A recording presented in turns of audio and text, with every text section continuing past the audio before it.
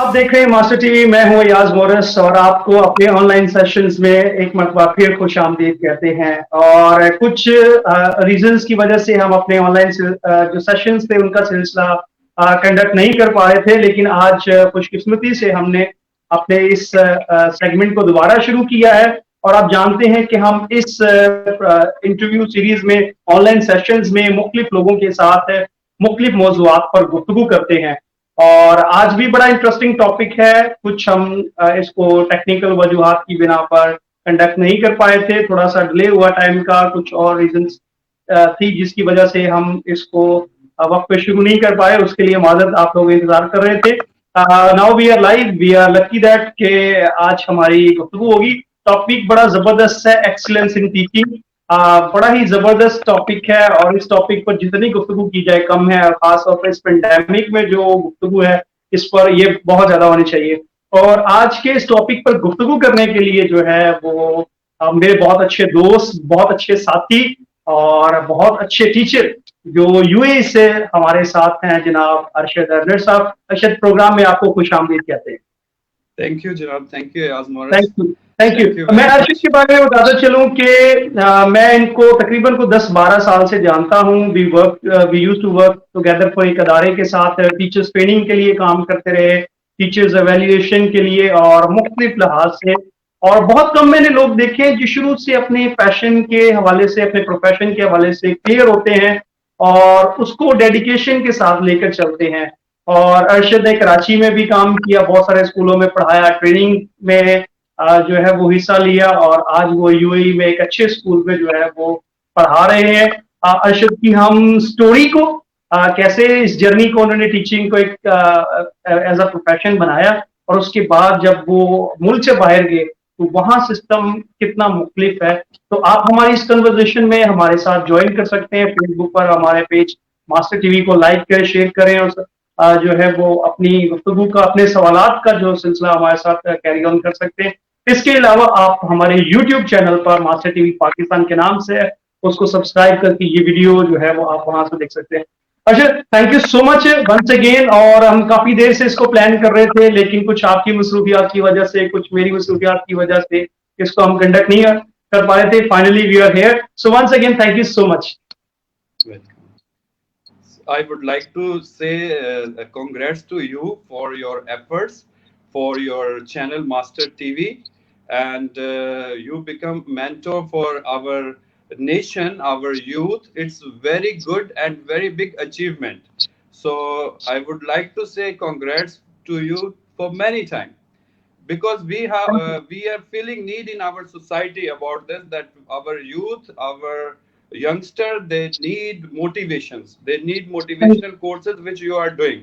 So it's very good thing. Thank you very much to calling me here, to inviting me here, where I can share my ideas, I can share my thoughts about education and what is my role. I want to play because of your this master channel and your resource, your platform.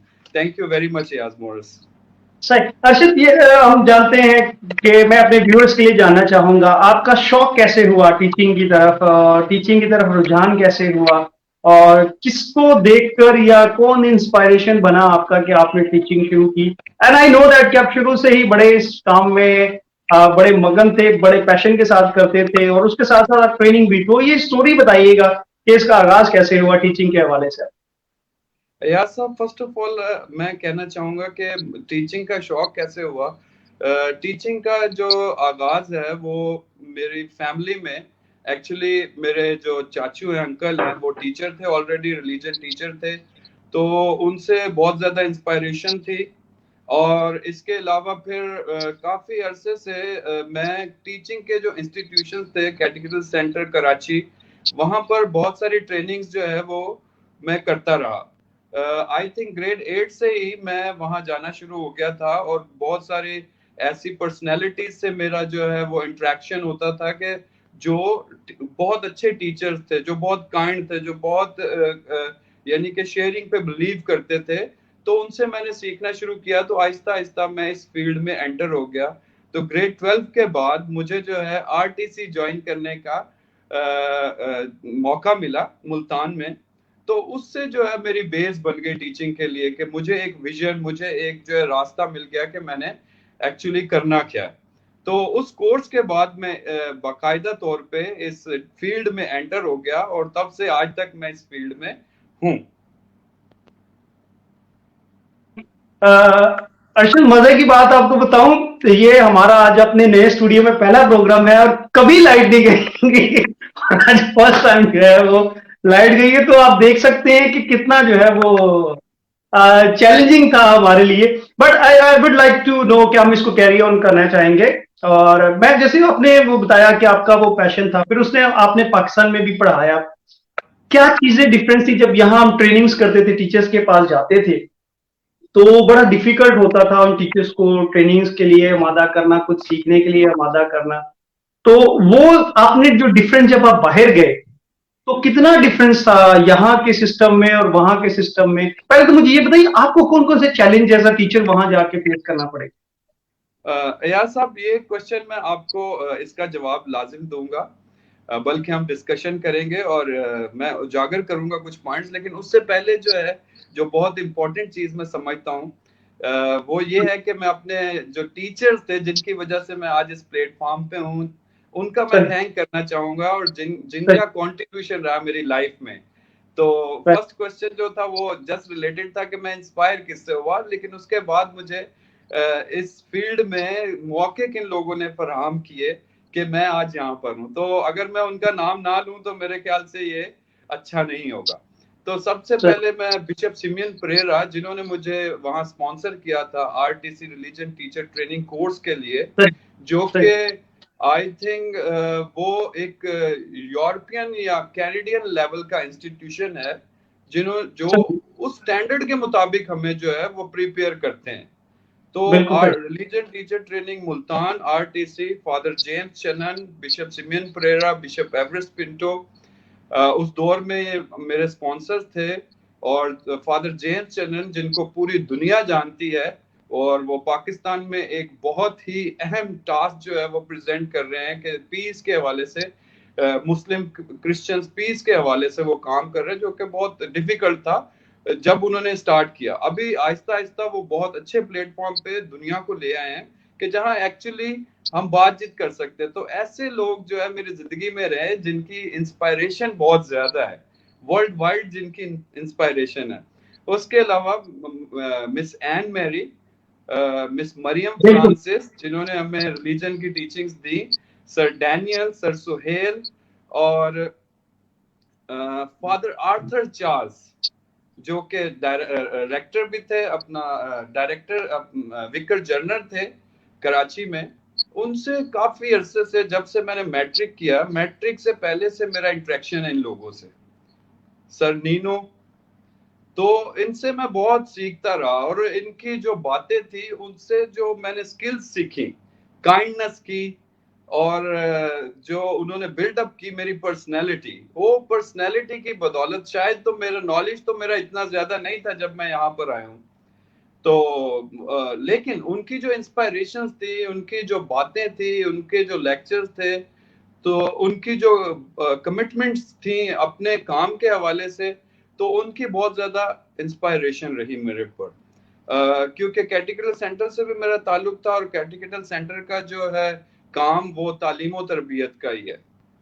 तो comparatively जब मैं अपने आप को दूसरे teachers के साथ देखता हूँ, तो मेरी जो तरक्की का राज है वो आई थिंक आरटीसी में छुपा हुआ है। कि आरटीसी ने, वो थी तो बहुत बेसिक ट्रेनिंग, लेकिन उसने जो मुझे वार्म अप किया, जो उसने मुझे लीड दी, जो जिसकी बदौलत यानी कि मुझे मोटिवेशन मिल गई, कि एक स्पार्क मिल गया, मोटिवेशन तो मिली, स्पार्क मिल गया, कि जिसके बाद मैं टीचिंग में एंटर होकर, तो मैंने अपनी स्टडीज को भी कंटिन्यू रखा, और उसके बाद मैंने अपनी टीचिंग को भी कंटिन्यू रखा, और अपनी रिस्पॉन्सिबिलिटीज जो कि मेरी घर में थी उनको भी सर अंजाम देता रहा। तो आरटीसी का ये किरदार रहा, और इन लोगों का ये किरदार रहा, इनकी इंस्पायरेशंस की वजह से मैं आज यहाँ पर हूँ। तो thank you very much for my teachers, जिनका मैंने नाम लिया, बहुत बहुत शुक्रिया। और मैं जब भी कराची पाकिस्तान आऊंगा तो मैं इनसे लाजमी मिलता रहूंगा। बिल्कुल अर्शद, जैसे आपने अभी कहा बहुत सारे टीचर ऐसे हैं जो मेंटोर हैं, जिनका नाम लिया, जिनके साथ जो मेरे भी असातिज़ा हैं, और जो आरटीसी का आपने जिक्र किया, उससे मैंने भी जो है वो जो आप कोर्स कर रहे हैं वो बिल्कुल सही है, और हमने इकट्ठे काम किया, इन चीजों को इम्प्लीमेंट भी किया। अब जो मैंने आपको कहा था कि जब से पूछा था कितना डिफरेंट है वहां के एजुकेशन सिस्टम में और पाकिस्तान के एजुकेशन सिस्टम में। जी अयाज साहब, हम आते हैं इस क्वेश्चन पर अभी कि डिफरेंस जो है वो काफी ज्यादा है। डिफरेंस काफी ज्यादा है, चैलेंजेस काफी ज्यादा हैं। और अगर हम बात करते हैं एजुकेशन सिस्टम की, एजुकेशन लेवल की, बहुत डिफरेंसेस हैं। हम पाकिस्तान में जब मैं पढ़ाता था तो वहां भी मेरे जो स्कूल्स रहे वो सेंट मेरी, सेंट लॉरेंसेस, और कुछ अर्सा मैंने सेंट पॉल में भी टीच किया। तो वहाँ की जो बातें थी वहां पे, हालांकि पाकिस्तान के हवाले से जो मिशनरी स्कूल हैं वहां पर बेस्ट लेवल पर काम हो रहा है। वो कुछ ना कुछ एक्टिविटीज या कुछ ना कुछ प्रोवाइड करते हैं कि हमारे जो ग्रेट लीडर है पाकिस्तान के, उनकी फॉर्मेशन वहां से हो रही है, हमारे इंस्टीट्यूशन से हो रही है, मिशनरी अदारों से हुई। लेकिन फिर भी हमारी जो सोसाइटी है उसमें चेंज क्यों नहीं आता कि इतना ज्यादा एजुकेशन देने से, और जो हमारे मसीही अदारे हैं जब से पाकिस्तान आजाद हुआ है ये तालीम और तरबियत का और हेल्थ का ही काम कर रहे हैं, लेकिन हमारी जो कौम है, हमारी जो सोसाइटी उस हवाले से पीछे है, क्योंकि हमारा जो एजुकेशन का स्ट्रक्चर है वो थोड़ा वीक है। और जो इम्पोर्टेंस जो एजुकेशन को देनी चाहिए एक आम आदमी को, वो नहीं है वहां पर। और यहाँ पर जो डिफरेंस है वो ये है कि एजुकेशन को और बच्चे को बहुत ज्यादा अहमियत देते हैं। कोई भी बच्चा जो भी स्कूल में है उसकी बहुत ज्यादा इम्पोर्टेंस है, उसकी इतनी इम्पोर्टेंस है जितनी के टीचर की है। तो ये बहुत ज्यादा एक बड़ा डिफरेंस है। यहाँ पर बच्चे की इम्पोर्टेंस है और वहां पर अदारे की और सिस्टम की इम्पोर्टेंस है। जब तक ये डिफरेंस नहीं खत्म होगा, उसकी मैं आपको एग्जांपल देना चाहता हूँ कि अगर यहाँ पर जो बच्चे जो हमने बीएड में लर्न किया है कि बच्चों की जो है लेवल्स होते हैं, 4 लेवल्स होते हैं, और कुछ बच्चे जो है इंटेलिजेंट होते हैं, कुछ टैलेंटेड होते हैं, कुछ वीक होते हैं। तो हम जो इग्नोर कर देते हैं वो वीक स्टूडेंट्स को कर देते हैं, और उनपे वो जो है हम प्रेशर डाल देते हैं जो एक्सीलेंट स्टूडेंट के लिए होता है। क्योंकि एक्सीलेंट तो बहुत कम होते हैं, लेकिन हम जो स्टडी का लेवल प्रोवाइड कर रहे होते हैं वो बहुत हाई होता है, जिससे जो हमारे टैलेंटेड और वीक स्टूडेंट्स हैं वो इग्नोर हो जाते हैं। नंबर एक, हम जो है उनमें डिफ्रेंसिएशन नहीं कर पाते कि उनका लेवल क्या है। और नंबर दो जो है, साइकोलॉजी टीचर जो है उनका फकदान है पाकिस्तान में। पाकिस्तान में हार्डली आपको कुछ इंस्टीट्यूशंस मिलेंगे जहां पर जो है साइकोलॉजी टीचर्स आपको नजर आएंगे। मोस्टली जो स्कूल्स हैं उनमें साइकोलॉजी टीचर्स नहीं होते, और उसकी वजह से बच्चों में जो है जो प्रॉब्लम्स हैं वो सॉर्ट आउट ही नहीं कर पाते। बच्चे की जो डिसेबिलिटीज हैं, जो बच्चे डिटर्मिनेशंस हैं, उनके बारे में हम कुछ बात ही नहीं कर पाते। हमारा जो करिकुलम है, हमारी जो टीचिंग है, हमारी जो प्लानिंग है, वो सिर्फ और सिर्फ एक ही लेवल के लिए होती है, तो जिसकी वजह से हम कुछ बहुत अच्छा असर नहीं डाल सकते बच्चों पर। और यहाँ पर क्या है कि यहाँ पर जितने भी बच्चे हैं जो इंटेलिजेंट है, जो टैलेंटेड है, जो वीक है, उन सब के लिए हम इनरिचमेंट प्लान्स बनाते हैं कि इस बच्चे को किस चीज की जरूरत है, इस बच्चे को किस चीज की जरूरत है, इस बच्चे को किस चीज की जरूरत है। ये प्लान हो गया। उसके बाद हमारी अचीवमेंट्स क्या हैं, हाई अचीवर्स जो है उनके साथ क्या है, लो अचीवर्स के साथ हमारी अचीवमेंट्स क्या हैं, कि जो हमने प्लान आया बनाया था उसकी इवेल्युएशन करनी है हमने कि इसका लेवल जो है इम्प्रूव हुआ है या नहीं हुआ। तो जब हम उनके इम्प्रूवमेंट के लेवल्स देखते हैं तो जाहिर सी बात है हम बच्चे के पीछे पीछे रहते हैं और बच्चे को इम्पोर्टेंस देते हैं, और बच्चे को इम्पोर्टेंस देते हैं। बच्चा जो है वो इस इंस्टीट्यूशन के लिए एक कस्टमर भी है, और उसको आपने इम्प्रूवमेंट करवाना है, ये आपकी जिम्मेदारी है। इस पे आप जो है किसी भी किस्म का कॉम्प्रोमाइज नहीं कर सकते कि टीचर जो है कोई भी एविडेंस प्रोवाइड नहीं कर सकता कि ये बच्चा पढ़ नहीं सकता। हम जवाबदेह होते हैं मिनिस्ट्री के। मिनिस्ट्री जो है उस बच्चे को वॉच आउट कर रही होती है कि इसका लेवल कहाँ गया है। उसके लिए हम इंटरनल एग्जाम्स होते हैं, इंटरनेशनल एग्जाम्स होते हैं। मिनिस्ट्री के अलावा फिर जो स्कूल है वो टीचर से ज्यादा पेरेंट्स पे डिपेंड करता है। वो पेरेंट्स से पूछता है कि आपके बच्चे में ये इम्प्रूवमेंट आ रही है या नहीं आ रही, या टीचर ने जो प्लान बनाया था उसका इम्प्लीमेंट हो रहा है या नहीं हो रहा। फिर उसके अलावा पेरेंट्स जो है उनकी भी 80% रिस्पॉन्सिबिलिटी होती है, जो कि पाकिस्तान में ऐसा करने में बहुत बड़ा फेलियर है कि पेरेंट्स ये समझते नहीं कि उनकी रिस्पॉन्सिबिलिटी है कि बच्चे को एजुकेशन प्रोवाइड करना। उन्होंने जो लेवल्स वो लेके चल रहे हैं, जो उनके बच्चों में खामियां हैं, उनकी इम्प्रूवमेंट के लिए, उनको कवर करने के लिए उन पेरेंट्स का बहुत बड़ा हाथ है।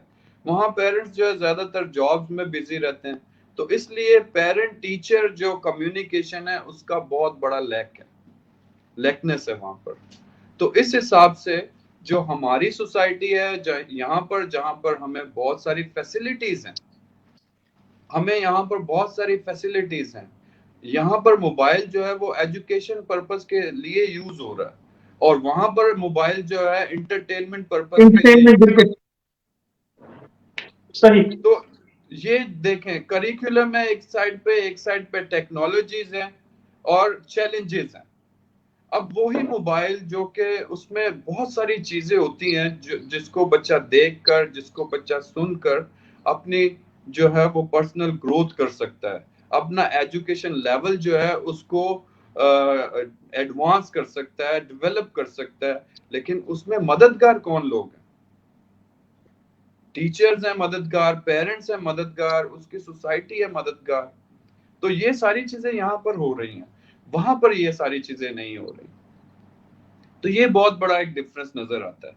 हाँ, अगर आप चेंज लाना चाहते हैं अपनी सोसाइटी में, आप साइकोलॉजिस्ट हायर करें, आप टीचर्स को एडवाइस करें कि गोया आपका जो बच्चा है उसको इंडिविजुअल जो है आपको इंटेंशन देने की जरूरत है, उसका फीडबैक दें। सही। तो जब आप फीडबैक लेंगे बच्चे का, तो जाहिर सी बात है उसमें इम्प्रूवमेंट आएगी, बजाय कि ये कह देना कि ये बच्चा कुछ नहीं कर सकता। मोस्टली जो हमारे बच्चे हैं, जब मैं पाकिस्तान में टीच करता था सेंट मेरीज में, सेंट लॉरेंसेस में, तो मैं बहुत ज्यादा पशेमान होता था जो बच्चे थोड़े कुंज़ेन होते थे उनके बारे में। क्यों? मेरा फोकस होता था कि मैं वीक बच्चों के साथ जो है कुछ कर सकूं, कि इनमें कुछ स्पार्क ला सकूं। और मैं देखता था कि जब मैं पाकिस्तान में भी टीच करता था तो वो मेरी पर्सनैलिटी से इतने ज्यादा एडमायर हो जाते थे कि वो शौक से मेरी क्लासेस में आते थे। और फॉर्चुनेटली मैं रिलीजन टीचर भी था, तो मेरा टास्क ही ये था कि काइंडनेस और जेनरोसिटी और प्यार मोहब्बत जैसी चीजें थी। तो बच्चे बहुत ज्यादा शौक से मेरी क्लासेस में आते थे, आर्ट वर्क करते थे, स्टोरीज पढ़ते थे, लाते थे, बाइबल लाते थे। तो क्यों मैं उन्हें फोर्सफुली कुछ भी नहीं करवाना चाहता था, तो मैं एडमायर उनको इस तरह से कर देता था कि इस बच्चे का इंटरेस्ट किस चीज में। और सही। एक और चीज का मैं इजाफा कर दूं यहाँ पर, कि जहां हम इंडिविजुअल बच्चों को देखते हैं, उनके लिए प्लान्स तरतीब देते हैं, वहां पर हम उनकी एप्रिसिएशन का भी बहुत ज्यादा अरेंज करते हैं। सही। एप्रिसिएशन बहुत ज्यादा करते हैं यहाँ पर। हमारे स्कूल में कोई ऐसा बच्चा आपको नहीं मिलेगा कि जिसके पास कोई सर्टिफिकेट ना हो। सर्टिफिकेट सही। उन्हें लाजमी देने बच्चों को, साल में 2 3 4, चाहे वो बच्चा एक्सीलेंट है, चाहे टैलेंटेड है, चाहे वीक है। क्यों? एप्रिसिएशन तो आपको मालूम है, हर किसी को एप्रिसिएशन की जरूरत है। Appreciation is like candies. अगर आप किसी सही। को अप्रिशिएट नहीं करेंगे, आप अपने हवाले से देखें कि अगर आपको कोई अप्रिशिएट ना करे तो आप बोर हो जाएंगे कुछ अरसे के बाद। बिल्कुल इसी सही। तरह से हमारी जो क्लासेस होती हैं, हमारे जो लेवल्स है वो हमें पता है, लेकिन बच्चा जो है अगर वो वीक है तो वो किसी दूसरी चीज में, किसी गेम में, किसी पार्टिसिपेशन में, किसी ग्रुप वर्क में कहीं ना कहीं तो वो पार्टिसिपेट करेगा, अगर आपकी पर्सनैलिटी से वो एडमायर है तो। सही। यहाँ यहाँ ये जो अरब सोसाइटी है, यहाँ बच्चे जो है बहुत ज्यादा हार्ड हैं, बहुत ज्यादा आर्ग्यूमेंट्स करते हैं, बहुत ज्यादा सही। बोल्ड हैं। हमारी जो सोसाइटी है वहां पे बच्चे बेचारे घरों से ही ये चीज सीख के आते हैं कि बड़े इज्जत डिफरेंस और कर भी नहीं एहतराम के जाता है, साथ उनको आपने सवाल बैठना है। करने की वो जरूरत ही नहीं दी जाती। जरूरत ही नहीं दी जाती। तो वो बेचारे एक तो क्वेश्चन नहीं कर पाते, अपनी मुश्किलात का इजहार नहीं कर पाते, और दूसरा उनके लिए कोई ऐसा प्लेटफॉर्म भी नहीं होता। एटलीस्ट जब आप अप्रिसिएट करते हैं बच्चों को, तो उनमें एक कुव्वत पैदा हो जाती है, उनमें एक बेदारी आ जाती है कि वो, उनका भी कोई पुरसाने हाल सुनने वाला है, वो भी किसी से पूछ सकते हैं। तो इस तरह की जो डिफरेंशिएशंस हैं, ये हमारी सोसाइटीज में हैं, और जिसकी वजह से देख लें कि हमारे जो है अदारे इतने अरसों से काम कर रहे हैं, लेकिन हमारे मुल्क के हालात जो है वो बहुत बेहतर नहीं होते, और उन्हीं कौमों में जो है तब्दीलियां आती हैं क्योंकि जो एजुकेशनल सेक्टर बहुत ज्यादा स्ट्रांग है। जी हाँ। सही। मैं, क्योंकि प्रोग्राम का वक्त भी अपने इख्तिताम की जाने पहुंच रहा है, और मैं आपसे ये पूछना चाहूंगा कि जो टीचर्स हैं वो कैसे जो है वो अपनी स्किल्स को, अपने टीचिंग स्टाइल को बेहतर बना सकते हैं। क्योंकि अगर हम जितना मर्जी अच्छे स्ट्रक्चर की बात करें, टीचर आपका मोटिवेटेड नहीं है, टीचर आपका ट्रेन नहीं है, तो बहुत मुश्किल हो जाता है बच्चों के लिए किसी भी एजुकेशन को, सिस्टम को इम्प्रूव करने के लिए। तो आपके ख्याल में टीचर्स क्या कर सकते हैं? मैं मुख्तसर जो है वो उसका जवाब चाहूंगा, और इसके साथ फिर हम इसको वाइंड अप करेंगे। टीचर्स के लिए मैं यही पैगाम देना चाहूंगा कि टीचर्स अपने आप को जो है अपग्रेड करें। क्यों? आरटीसी में जब मैं पढ़ता था तो वहां पर फादर क्रिस थे, तो बच्चे अक्सर कहते थे कि फादर क्रिस बहुत शॉर्ट लेक्चर देते हैं, बस 2-3 मिनट का। तो वो कहते थे कि 2-3 मिनट भी अगर आप बोलो तो बहुत काम की बात बोलो कि जो इंसान के जहन में रह जाए। और उसके साथ ही वो दूसरी चीज जो कहते थे कि आपके एक हाथ में न्यूज़पेपर होना चाहिए जब आप टीच करते हो, और दूसरे हाथ में बाइबल होनी चाहिए। मतलब कि मैं उस वक्त रिलीजन टीचर की ट्रेनिंग ले रहा था, तो जो कुछ भी आपने करना है हालाते हाजरा के मुताबिक करें। जो आपके चैलेंजेस हैं, जो आपके बर्निंग इश्यूज हैं, उनको हाईलाइट करें, उनको लेकर आए। गो के बुक्स बहुत अच्छी होती हैं, लेकिन बुक्स का मटेरियल जो है आपने अपने मौजूदा हाल के साथ रिलेट करके टीच करें तो वो इंटरेस्टिंग हो जाएगा। तो वो कब होगा? जब आपका टीचर जो है वो अपडेटेड है। सही। अब बहुत सारी वेबसाइट्स हैं, देखें यूरोपियन कंट्रीज की मैं तारीफ करूंगा इस हवाले से कि उन्होंने इतना ज्यादा मटेरियल इंटरनेट पे दे रखा है कि जिससे बेपनाह तरक्की हो सकती है हमारी। लेकिन मैं जब भी अपने टीचर से बात करता हूँ जो पाकिस्तान में दोस्त हैं, तो वो इन सारी चीजों से बहरावर नहीं है, उनके पास ये इंफॉर्मेशन नहीं है। बहुत सारी वेबसाइट्स हैं जो कि फ्री, आपको फ्री ऑफ कॉस्ट, कुछ भी आपने उनको पे नहीं करना, उनमें IXL है, उनमें 2-4 वेबसाइट्स हैं जो कि बहुत ही ज्यादा मुफीद हैं। अगर टीचर जाएं और देखें कि इनमें कौन सी स्किल्स मैंने टीच करनी है बच्चों को, तो वो अपने आप को अपग्रेड कर सकते हैं, नॉलेज भी गेन कर सकते हैं।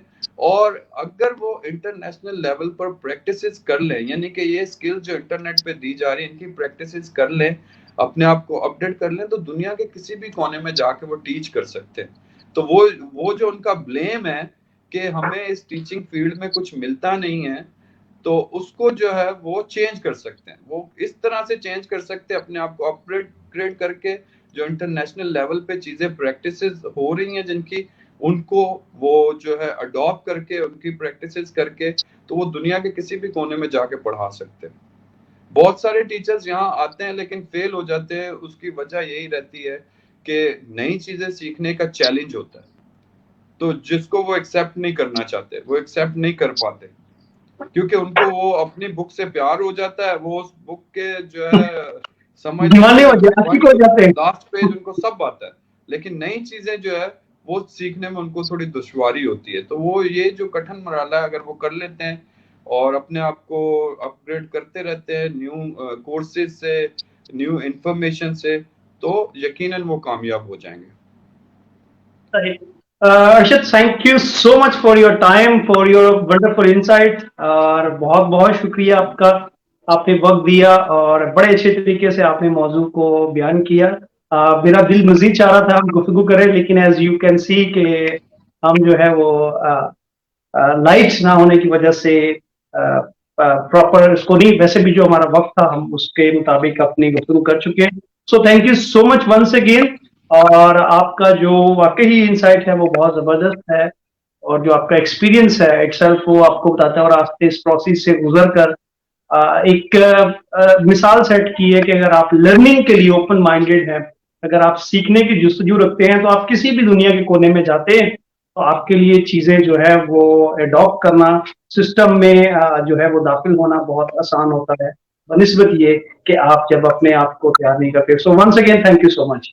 Thank you, yes, sir. Thank you very much. Thank you. नाज़रीन, इसी के साथ आपसे इजाजत चाहेंगे। और जैसे अरशद ने बहुत सारी बातें ऐसे की, और बहुत आसान लगता है कि आप बाहर के मुल्क में ये कहें और कि वहाँ ये अपॉर्चुनिटीज है, सहूलतें हैं, और जब आप पाकिस्तानी माशरे के साथ उसको कंपेयर करें तो बहुत सी सूरत हाल मुख्तलिफ है। और लेकिन मुझे अरशद की ये बात अच्छी लगी कि वो इस सिस्टम से गुजर के गए, उन्होंने ये सारे हालात का, चैलेंजेस का सामना किया है, और उनकी जिंदगी में चीजें हैं। और आप देख सकते हैं जैसे उसकी एक मिसाल ये है कि इस वक्त जिसमें स्टूडियो में बैठा हो, ये पाकिस्तान के एक बहुत ही जो है अच्छे एरिया में है, लेकिन इसके बावजूद इलेक्ट्रिसिटी का कोई जो है वो सिलसिला नहीं है। इस तरह के बहुत सारे चैलेंजेस हैं, लेकिन ये चैलेंजेस इस बात की इलामत या इस बात की रुकावट नहीं बनने चाहते कि हम बनने चाहिए कि हम आगे नहीं बढ़ सकते। बेशक बहुत सारे हमारे मुल्क में, हमारे माशरे में, हमारे सिस्टम में ऐसी चीजें हैं जिनको इम्प्रूव करने की जरूरत है, लेकिन ये उस वक्त इम्प्रूव होंगी जब हम इन्हीं हालात के साथ, इनमें अपॉर्चुनिटी जो अवेलेबल, जो मसाइल वसाइल हैं, उनका अगर बहुत बेहतर तौर पर इस्तेमाल करती है तो हमारे लिए चीजें आसान होगी। अपना बहुत सारा ख्याल रखिएगा। Thank you so much.